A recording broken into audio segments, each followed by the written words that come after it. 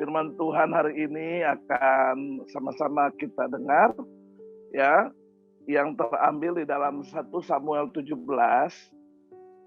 Samuel 17 ayat 32 sampai dengan ayat 37. 1 Samuel 17 ayat 32 sampai dengan ayat 37. Oke.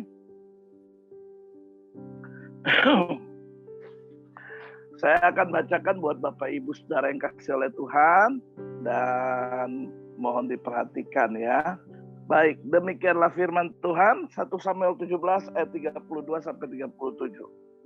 Berkatalah Daud kepada Saul, janganlah seorang menjadi tawar hati karena dia hambamu ini akan pergi melawan orang Filistin itu. Tetapi Saul berkata kepada Daud, tidak mungkin engkau dapat menghadapi orang Filistin itu untuk melawan dia. Sebab engkau masih muda, sedang dia sejak dari masa mudanya telah menjadi prajurit. Tetapi Daud berkata kepada Saul, hambamu ini biasa mengembalakan kambing domba ayahnya. Apabila datang singa atau beruang yang menerkam seekor domba dari kawanannya, maka aku menghajarnya dan melepaskan domba itu dari mulutnya. Kemudian apabila ia berdiri menyerang aku, maka aku menangkap janggutnya, lalu menghajarnya dan membunuhnya. Baik singa maupun beruang telah dihajar oleh hambamu ini. Dan orang Filistin yang tidak bersunat itu, ia akan sama seperti salah satu daripada binatang itu. Karena ia telah mencemooh barisan daripada Allah yang hidup. Pula kata Daud, Tuhan yang telah melepaskan aku dari cakar singa dan dari cakar beruang, dia juga akan melepaskan aku dari tangan orang Filistin itu. Kata Saul kepada Daud, pergilah, Tuhan menyertai engkau. Puji Tuhan. Saudara yang kekasih di dalam Tuhan, malam hari ini saya berikan tema khotbah saya, menang atas kemustahilan. Amin. Tema khotbah saya pada malam hari ini, menang atas kemustahilan. Saudara yang kekasih saudara kekasih di dalam Tuhan, setiap kita manusia yang ada di dunia saat ini adalah manusia yang tidak sempurna. Betul? Tidak ada manusia yang sempurna, siapapun kita. Kita sedang menuju kepada kesempurnaan, ya. Apalagi orang dunia, tanda-tanda manusia yang tidak sempurna itu terlihat. Terlihatnya dari mana? Dikala sedang menghadapi masalah persoalan, ya. Ketika sedang menghadapi tantangan atau penderitaan, tidak sedikit banyak orang yang berusaha menghindar atau berusaha melarikan diri dari masalah atau persoalan yang sedang terjadi. Bahkan tidak sedikit juga orang yang mencari jalan keluar dengan cara yang bodoh, ya kan? Ketika menghadapi masalah persoalan apapun itu masalahnya. Apakah itu masalah keuangan? Apakah itu masalah pekerjaan, ya? Apakah itu masalah rumah tangga, ya? Apakah itu masalah sakit penyakit, ya? Yang dalam tanda kutip sangat susah untuk disembuhkan, ya, mustahil lah. Begitupun rumah tangga, terjadi konflik, wah udah nggak mungkin dipersatukan lagi, ya kan? Mungkin masalah apa? Gitu. Masalah keuangan, Pak, saya benar-benar bangkrut, hutang saya di mana-mana, nggak mungkin saya bisa menyelesaikan masalah ini. Sehingga tidak sedikit banyak orang yang mencari jalan keluar dengan cara yang bodoh. Ya, kita hari-hari ini media sosial lagi diramaikan tentang perseteruan antara pesulap dan dukun, ya kan?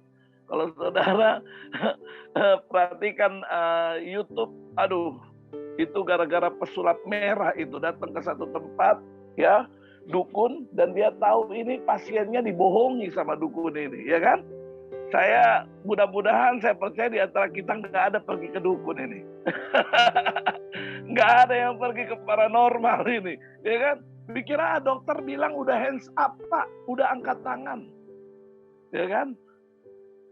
Coba cari, kamu ke orang itu. Itu orang pintar. Tumor segede apapun sembuh. Kanker stadium 4, dokter udah angkat tangan. Sembuh, ya kan? Tapi sampai di sana pakai cara-cara magic. Cara-cara ya yang kalau tetangga kita bilang musyrik. Ya tidak sedikit, Pak. Ya, pingin berhasil, datang ke Gunung Kawi, ya kan? Saya pernah cerita di sini. Kebetulan teman saya tinggal di Lubang Buaya. Saya pernah pergi ke situ. Saya nyasar, ya kan? Ibu Tuti tahu tuh. Ibu ini tahu lah. Saya waktu itu sempat ke tempat teman saya, Pendeta Martin. Dulu udah lama, berapa tahun yang lalu. Rumahnya masih dekat situ, Lubang Buaya. Nggak tahu yang saya nyasar. Saya lihat ada rumah bangunannya besar sekali. Modelnya kayak gapura, kayak Bali gitu. Ternyata itu rumahnya Ki Joko Bodo. Di Lubang Buaya itu rumahnya. Dan saudara tahu, Ki Joko Bodo itu sering menerima pasien kan, karena dia paranormal kan. Dan menurut cerita, justru yang sangat ironis, pasiennya itu paling banyak orang Kristen. Iya. Begitupun Gunung Kawi. Saya pernah melayani, saya pernah konseling seorang ibu, dia pengusaha, restoran yang terkenal lah. Ya, saya kaget waktu ke sana ya gitu. Dia bilang minta tolong dilepaskan anak saya korban daripada tumbal. Saya bilang apa? Dia cerita dulu waktu memulai usahanya mereka pergi ke Gunung Kawi. Usahanya meledak, berhasil sampai ini ibu nangis-nangis. Dia bilang begini, percuma Pak Pendeta, kami punya segala-galanya sekarang, tapi dia anak laki satu-satunya. Tapi anak saya katanya kena tumbal Pak. Saya nggak melihat, begitu lihat anaknya, saya nggak melihat sesuatu yang aneh Bapak Ibu terhadap anaknya. Jalannya normal, ya wajahnya keren, ganteng ya.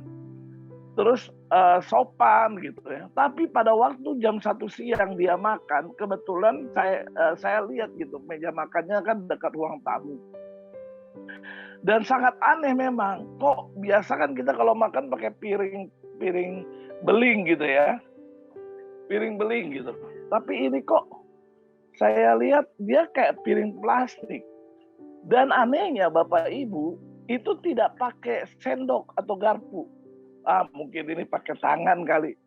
Tapi ternyata Bapak Ibu Saudara yang kasih oleh Tuhan, anak ini makan seperti ayam. Karena mereka pengusaha ayam goreng, saudara. Bayangin, sedih ibunya. Ya akhirnya kita layani dan puji Tuhan, mujizat Tuhan terjadi, anaknya dipulihkan. Jadi ini kebanyakan orang di dalam menghadapi segala masalah dan persoalan, ya, selain lari dari masalah, tapi justru mencari jalan keluar dengan cara yang bodoh. Nah, kita lihat di dalam pembacaan firman Tuhan ini Bapak Ibu, ya, bagaimana situasi kondisi yang terjadi kepada bangsa Israel kala itu, yang dipimpin oleh Raja Saul. Waktu mereka sedang dikepung oleh tentara Filistin, ya Bapak Ibu, dan dengan jenderalnya yang bernama Goliat.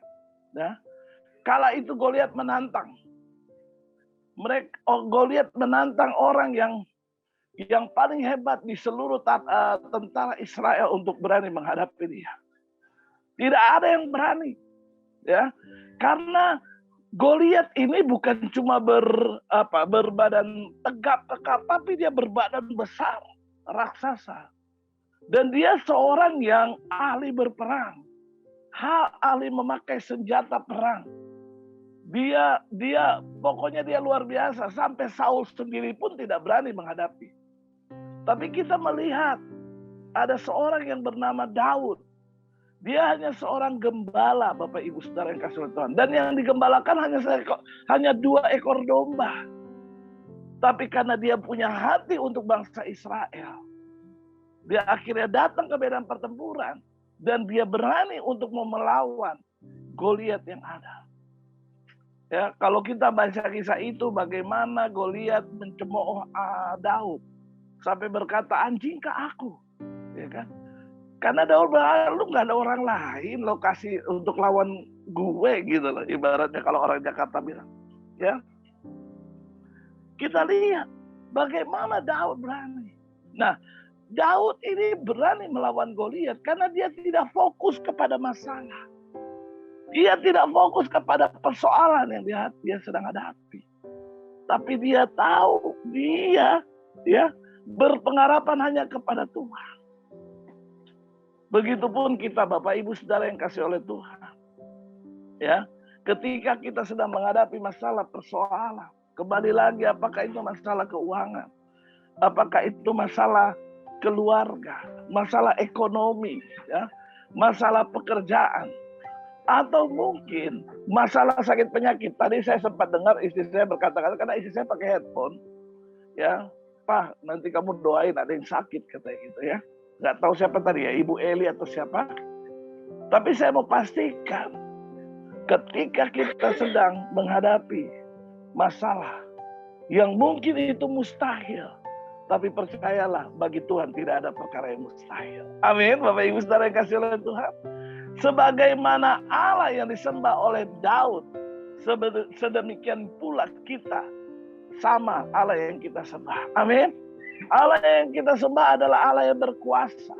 Allah yang kita sembah adalah Allah yang baginya tidak ada perkara yang mustahil. Allah yang kita sembah adalah Allah yang menciptakan langit dan bumi. Allah yang kita sembah adalah Allah yang menjadikan yang tidak ada menjadi ada.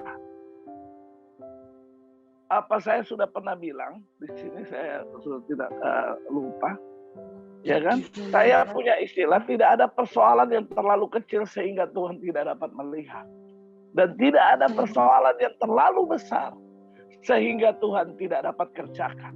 Artinya bagi Tuhan tidak ada perkara yang mustahil.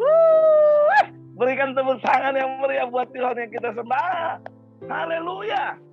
Itulah sebabnya tema kita pada malam hari ini adalah menang atas kemustahilan. Amin.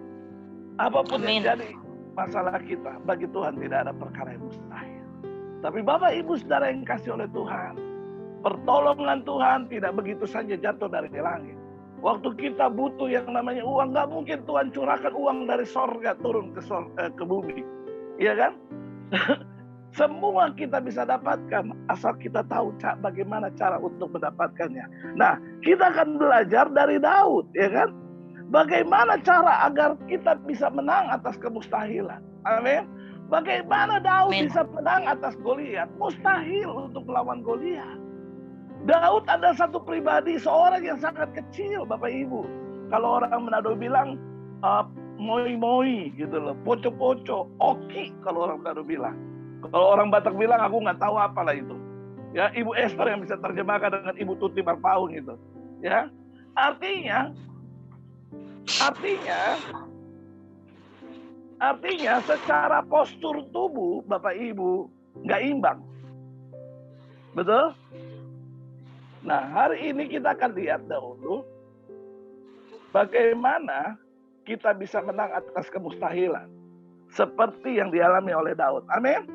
Ayo kita buka dulu. Nggak panjang-panjang kok. Poinnya nggak banyak-banyak, cuma 3 poin aja. Di dalam ayat 32, saya boleh minta tolong Ibu Tuti Marpaung yang terhormat, boleh bantu bacakan ayatnya.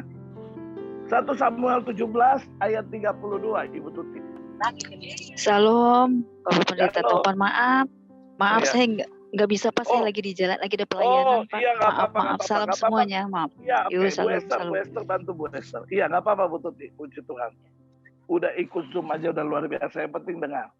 Ibu Esther, boleh bantu? 1 Samuel 17 ayat 32. 1 Samuel 17 ayat 32. Baik. 32, begini bunyi firman Tuhan. Berkatalah Daud kepada Saul, janganlah seorang menjadi tawar hati karena dia, hambamu ini akan pergi melawan orang Filistin itu. Tetapi Amin. Saul ya, terus Bu. Tetapi Saul berkata kepada Daud, tidak mungkin engkau dapat menghadapi orang Filistin itu untuk melawan dia, sebab engkau masih muda. Sedang dia sejak dari masa mudanya telah menjadi prajurit. Amin. Tetapi Ya, sudah cukup Bu Beser. Baik. Ya. Ayat 32 berkatalah Daud kepada Saul, janganlah seorang menjadi tawar hati karena dia ini adalah Goliat. Jadi Daud berkata kepada seluruh bangsa Israel, tentara Israel dan Saul termasuk, bahwa janganlah engkau menjadi tawar hati karena dia. Hambamu ini akan pergi melawan orang Filistin. Haleluya. Yang pertama, bagaimana kita bisa menang atas kemustahilan? Yang pertama adalah jangan pernah kita tawar hati. Amin. Apa sih tawar hati? Tawar hati itu bisa dikatakan patah semangat. Ya kalau orang sedang menghadapi masalah, ya, persoalan mungkin terbelit hutang, ya, masalah ekonomi hari-hari ini kan, ya, situasi kondisi udah semakin kelihatan sulitnya. Apa-apa semuanya naik, betul Bapak Ibu? Apalagi kalau kita nggak bekerja, ya kan? Kita akan mungkin mengalami tingkat stres yang tinggi. Kita akan bingung mau menyikapinya seperti apa Bapak Ibu ya.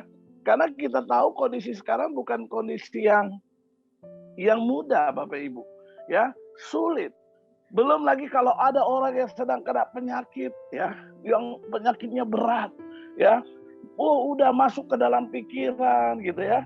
Dan banyak hal ya, sehingga orang dunia bilang begini, mungkin Bapak Ibu pernah sering dengar ya, hidup segan mati tak mau gitu loh ya kan. Udahlah Pak kayak gini nih, hidup segan mati tak mau hidup susah tapi mati juga nggak mau gitu loh. Jadi dibilang hidup segan mati tak mau. Nah itu orang tawar hati tuh Bu.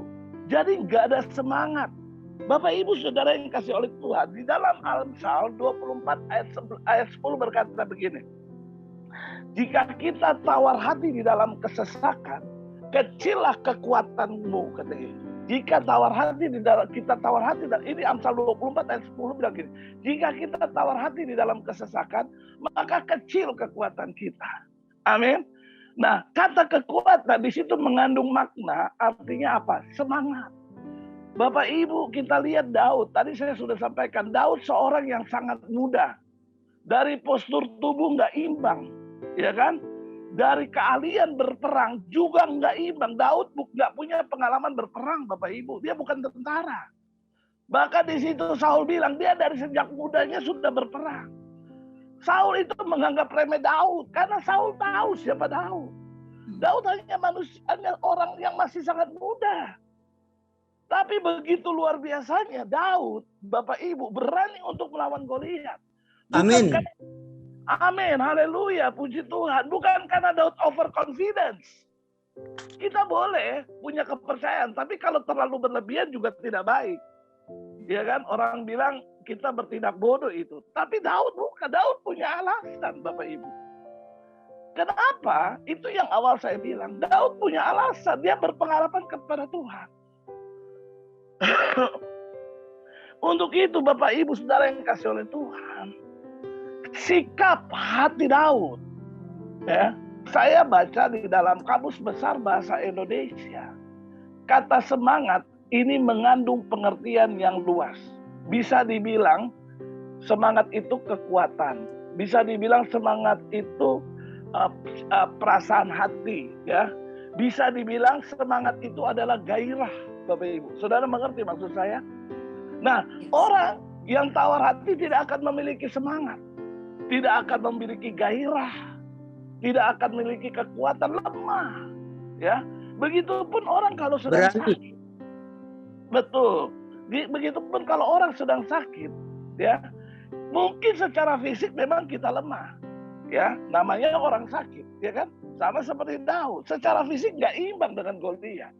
Kalau disuruh adu panco pasti kalah, ya kan? Tapi kita lihat, Daud tidak tawar hati. Ini kuncinya. Daud punya semangat. Semangat itu yang ada di dalam hati kita, mendorong, ya, mendorong seluruh fungsi tubuh kita sehingga kita memiliki kekuatan. Kita mungkin kita sedang mengalami kesulitan ekonomi. Kita harus semangat untuk bekerja. Kita mungkin punya masalah dengan keluarga, rumah tangga. Kita harus memiliki semangat, jangan tawar hati. Semangat untuk apa?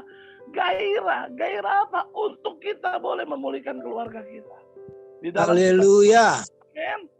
Begitupun juga yang sakit. Kita harus memiliki semangat. Jangan tawar hati. Firman Tuhan bilang apa? Hati yang gembira adalah obat yang manjur. Obat yang manjur, Bapak Ibu. Bukan jamu. Bukan obat-obatan dari dokter. Itu adalah fasilitas yang Tuhan izinkan. Itu adalah media. Tapi yang paling penting adalah sikap hati kita. Amin. Makanya kitab Amsal bilang apa? Jagalah hatimu dari segala kewaspadaan. Karena dari situlah terpancar kehidupan. Haleluya. Haleluya. Untuk itu malam hari ini Tuhan membawa saya dan saudara. Untuk bisa menang dalam kemustahilan, yang pertama jangan tawar hati. Apapun yang sedang kita hadapi hari-hari ini, kita punya Tuhan yang berkuasa. Amin. Jangan kita tawar hati, kita harus memiliki semangat. Ingat, di dalam 1 Korintus 13 itu jelas berkata, ya. 1 Korintus 10 ayat 13 jelas berkata bahwa persoalan, permasalahan, pergumulan apapun yang kita hadapi itu adalah pergumulan yang biasa, yang tidak melebihi batas kemampuan kita. Haleluya. Amin. Kita punya Tuhan yang lebih besar dari masalah kita. Untuk itu mari Bapak Ibu Saudara yang kasih oleh Tuhan, malam hari ini Tuhan mau ingatkan saya dan saudara. Firman ini bukan cuma buat saudara, tapi juga buat saya. Karena firman Tuhan itu bersifat dua arah. Amin. Kita harus memiliki semangat. Jangan tawar hati Bapak Ibu. Sebagaimana Daud dapat menghadapi Goliat, begitupun yang tidak mungkin menjadi mungkin, begitupun saya dan saudara. Haleluya. Yang kedua Bapak Ibu Saudara yang kasih oleh Tuhan. Di dalam ayat 33, di situ dikatakan bahwa tetapi Saul berkata kepada Daud, tidak mungkin engkau dapat menghadapi orang Filistin itu untuk melawan dia, sebab engkau masih muda. Nah ini yang saya bilang tadi, Daud justru meragukan kemampuannya. Saul justru meragukan kemampuan Daud. Masih muda, sedangkan dia sejak dari masa mudanya telah menjadi prajurit. Haleluya. Ya, yang pertama bagaimana kita bisa menang atas kemustahilan? Jangan kita tawar hati. Amin. Jangan pernah tawar hati. Waktu kita punya rasa khawatir, kita harus bangkitkan semangat kita kepada Tuhan. Amin. Yang kedua, fokus kepada apa yang kita dapat lakukan, bukan kepada masalah. Itu yang saya bilang Bapak Ibu Saudara yang kasih oleh Tuhan. Kita baca baik-baik ayat demi ayat. Bagaimana luar biasanya Daud. Tadi saya sudah sampaikan, Daud hanya gembala. Gembala hanya 2 ekor domba. Tapi mengapa dia bisa menghadapi Goliat yang begitu luar biasa? Karena dia tidak fokus kepada masalah. Mengapa kita jadi lemah? Mengapa kita jadi menyerah? Mengapa kita jadi tidak ada gairah? Mengapa kita sampai berkata hidup segan mati tak mau? Karena kita fokus kepada masalah kita. Fokus kepada persoalan kita. Itulah strategi setan untuk membuat kita jadi lemah. Lu gak mampu lah buat begini. Setan coba intimidasi. Lu kan hanya orang susah, gak dihargai. Buat apa? Lu gak bisa kerja, sekarang kerja tuh susah. Kamu tuh penyakit kamu tuh gak mungkin bisa disembuhkan. Udahlah, pasrah aja lah. Kalau mau tuh pergi ke dukun ini. Kita manusia biasa yang punya kelemahan. Kita bukan manusia yang sempurna. Tapi kalau kita mengerti firman, kembali lagi. Kita bisa lihat dari firman Tuhan. Banyak di dalam firman Tuhan.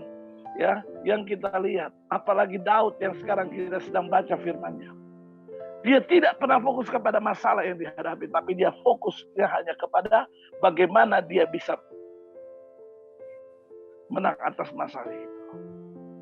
Jadi yang kedua, jangan fokus kepada masalah, tapi kita harus fokus kepada apa yang kita bisa kerjakan. Kalau engkau mau diberkati, Ya kerja. Bagaimana Tuhan? Berdoa, Tuhan pasti berikan pekerjaan. Semangat melayani. Firman Tuhan bilang kalau kita sebagai hamba Tuhan, saya pun Bapak Ibu hidup saya cuma karena melayani Tuhan. Saya sudah cerita bahwa bagaimana Tuhan tolong saya keluarga di masa-masa kondisi pandemi nggak gampang. Nggak mungkin kita hanya berharap dari bantuan orang lain. Tapi begitu saya coba mengalihkan pandangan saya, fokus saya bukan kepada kondisi keadaan atau masalah. Tuhan berikan hikmat untuk kita akhirnya bisa bekerja, berusaha, bisa Tuhan berkati kita. Jadi yang kedua, Daud juga nggak fokus, tapi Daud fokus kepada apa yang dia bisa kerjakan. Bayangin, apa yang Daud kerjakan? Apakah kita bisa, kalau kita ada di tengah-tengah kondisi saat itu, mungkin kita akan berpikir, emang Daud mau bikin apa ya? Bayangkan Bapak Ibu, Daud disuruh pakai baju perangnya Saul, kedodoran. Dia lepaskan. Dia tidak bawa tameng, perisai, tapi yang dia hanya bawa 5 batu dan ani-ani. Tahu ani-ani? Terus macam kayak ketepel, tapi kayak tali, terus ujungnya itu dari kulit. Dia taruh di situ, dia putar. Sebagai umbannya itu dia. Itu cuma bayangkan. Dia tidak kalau mau dibilang dia bukan ahli memanah. Dia bukan ahli pakai pedang, dia cuma pakai ani-ani. Bayangkan kalau kita jadi Daud kala itu, saya cuma berpikir gini. Pasti dia akan berpikir dengan cepat, bagaimana saya bisa jatuhkan Goliat. Betul? Dia tidak berpikir bahwa Goliat ini dilempar begini, dia mati nggak ya? Dia jatuh nggak? Nggak. Pokoknya bagaimana caranya dia bisa coba mengenai Goliat. Dan kita lihat bagaimana Daud bisa memenangkan pertempuran dengan Goliat yang tidak mungkin menjadi mungkin. Yang kedua, Bapak Ibu Saudara yang kasih oleh Tuhan, malam hari ini Tuhan ajarkan buat kita, jangan fokus kepada masalahmu, fokus kepada apa yang kau kerjakan. Amin. Kalau kau tidak tahu, engkau tanya Tuhan. Tuhan ada di hati kita, Tuhan ada di pikiran kita. Dia pasti memberikan kita hikmat. Dia pasti memberikan kita cara untuk kita bisa melewati di dalam masalah persoalan sedang kita hadapi. Amin. Amin Bapak Ibu. Puji Tuhan. Untuk itu malam hari ini Tuhan mau ingatkan saya dan saudara. Bukan cuma jangan sampai tawar hati. Yang kedua, jangan fokus kepada masalah kita. Tapi fokus kepada apa yang kita bisa kerjakan. Dan yang ketiga yang terakhir Bapak Ibu Saudara yang kasih oleh Tuhan. Di dalam ayat 37 berkata demikian. Pula kata Daud, Tuhan yang telah melepaskan aku dari cakar singa dan dari cakar beruang, dia juga akan melepaskan aku dari tangan orang Filistin itu. Kata Saul kepada Daud, pergilah, Tuhan menyertai engkau. Kita lihat juga di dalam Yeremia 17 ayat 7 berkata begitu. Diberkatilah orang yang mengandalkan Tuhan, yang menaruh harapannya kepada Tuhan. Amin. Jadi yang pertama, bagaimana tadi kita bisa menang atas kemustahilan sebagaimana Daud menang atas Goliat. Yang pertama, jangan pernah tawar hati. Yang kedua, jangan fokus kepada masalah, tapi fokuslah kepada apa yang bisa kita kerjakan. Amin. Dan yang ketiga, Bapak Ibu, andalkan Tuhan dalam segala perkara dan masalah yang dihadapi. Amin. Hari-hari ini Bapak Ibu, yang paling penting adalah mengandalkan Tuhan. Jangan pernah mengandalkan kekuatan sendiri. Jangan pernah mengandalkan manusia. Hari-hari ini kalau kita mengandalkan kekuatan kita, kita akan hancur. Kalau kita mengandalkan manusia, kita akan kecewa. Betul? Gak ada yang kita bisa andalkan selain Tuhan. Karena hanya Dia satu-satunya yang bisa kita andalkan. Makanya Yeremia 17 ayat 7 kan berkata, diberkatilah orang yang mengandalkan Tuhan dan menaruh harapannya kepada Tuhan. Perhatikan baik-baik, kunci kemenangan Daud atas Goliat bukan karena ani-ani, umban, batu yang mengenai jidat atau kepala dari Goliat, bukan karena itu. Tapi karena apa? Karena Daud mengalami pengalaman-pengalaman yang luar biasa ya bersama dengan Tuhan. Sehingga dikala dia menghadapi berbagai masalah, dia hanya bisa mengandalkan Tuhan. Bapak Ibu Saudara yang kasih oleh Tuhan, kalau kita baca, coba kita baca ayat 34 sampai 36 ya buat saudara sebentar. Bu Esther aja, Bu Esther. Minta tolong Bu Esther. Ya, di dalam 1 Samuel 17 ayat 34 sampai 36. 1 Samuel 17 ayat 34 sampai 36. Oke, saya baca aja. 1 Samuel 17 ayat 34 sampai dengan ayat 36 demikian. Tetapi Daud berkata kepada Saul, "Hambamu ini biasa mengembalakan kambing domba ayahnya. Apabila datang singa dan beruang yang menerkam seekor domba dari kawanannya, maka aku mengejarnya, menghajarnya, dan melepaskan domba itu dari mulutnya. Kemudian apabila ia berdiri menyerang aku, maka aku menangkap janggutnya, lalu menghajarnya dan membunuhnya." Ayat 36. Baik singa maupun beruang telah dihajar oleh hambamu ini, dan orang Filistin yang tidak bersunat itu, ia akan sama seperti salah satu daripada binatang itu, karena ia telah mencemooh barisan daripada Allah yang hidup. Amin. Kita lihat, Daud mengandalkan Tuhan, menaruh harapannya kepada Tuhan. Maka orang yang mengandalkan Tuhan, menaruh harapannya kepada Tuhan, tidak pernah akan Tuhan kecewakan. Amin. Bapak Ibu Saudara yang kasih oleh Tuhan, firman Tuhan malam hari ini datang buat saya dan saudara. Kembali lagi, apapun masalah kita, apapun pergumulan hidup kita di hari-hari ini, saya pikir mentah keluar. Jadi apapun masalah kita, apapun pergumulan hidup kita, penderitaan kita, dengar baik. Tuhan akan bawa kita keluar sebagai pemenang. Amin. Menang atas kemustahilan itu berlaku bagi kita orang percaya. Asalkan kita tidak tawar hati. Yang kedua, asal kita tidak fokus kepada masalah kita. Ya, tapi fokus kepada apa yang bisa kita kerjakan. Yang ketiga, asal kita selalu menaruh harapan dan mengandalkan Tuhan, maka kita akan mengalami mujizat dari Tuhan. Amin. Amin. Bapak Ibu Saudara yang kasih oleh Tuhan, Tuhan Yesus memberkati kita malam hari ini. Tetap kuat, tetap semangat, ya, tetap berpengharapan kepada Tuhan. Jangan lihat masalahmu. Hari-hari ini setan coba menipu kita dengan memandang masalah kita. Tapi Allahku sanggup melakukan segala perkara, ya, asal kita betul-betul hidup mengandalkan Tuhan. Tuhan Yesus memberkati kita. Mari kita berdoa buat firman Tuhan. Terima kasih Bapa yang baik. Bapa, kami sembah dalam nama Yesus buat firman-Mu yang telah kami dengar pada malam hari ini.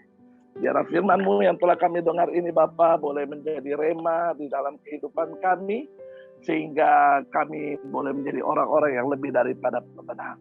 Ajar kami Tuhan bukan cuma sekedar menjadi pendengar firman, tapi juga menjadi pelaku firman-Mu Tuhan. Berkati persekutuan ini, pribadi lepas pribadi diberkati. Biar persekutuan ini menjadi semakin bertumbuh Bapa. Semakin Tuhan berikan jiwa-jiwa pelipat gandaan di akhir zaman ini terjadi. Bahkan juga para anak-anak-Mu, para anggota semua juga semakin didewasakan Tuhan. Terpujilah Engkau Bapa. Di dalam nama Yesus kami mengucap syukur untuk firman-Mu. Haleluya. Amin. Amin. Amin. Bapak Ibu Saudara yang kasih oleh Tuhan.